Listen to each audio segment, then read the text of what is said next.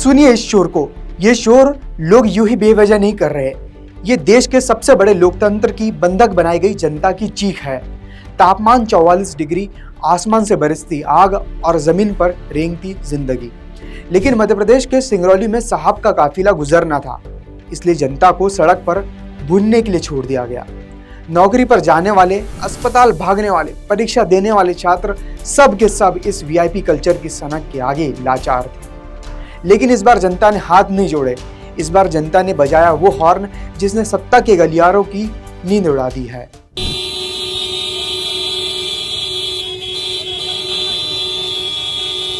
नमस्कार, मेरा नाम है आयुष और आप देख रहे हैं ONOG न्यूज। मध्य प्रदेश के मुख्यमंत्री मोहन यादव 26 मई को सिंगरौली दौरे पर थे। मुख्यमंत्री का स्वागत तो हुआ, लेकिन इस बार जनता की कीमत पर हुआ।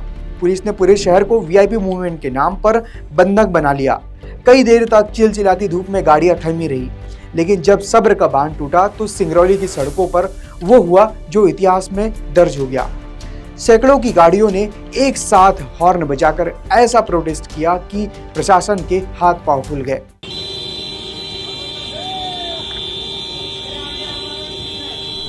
अब इस तस्वीर के जरा दूसरे पहलू को देखिए।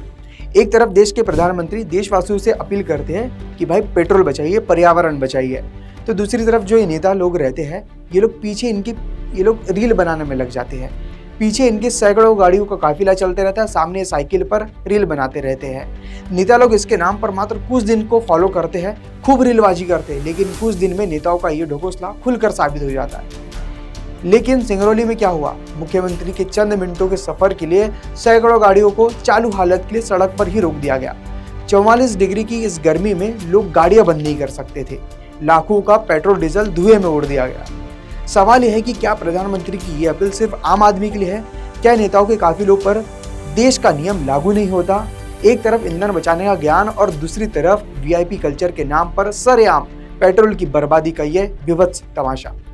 ये गुस्सा सिर्फ मध्य प्रदेश के सिंगरौली का नहीं, कुछ दिन पहले बिहार में भी जनता ने इसी तरह वीआईपी काफिले के खिलाफ हॉर्न प्रोटेस्ट कर वीआईपी कल्चर के ताबूत पर आखिरी कील ठोकने का काम किया था।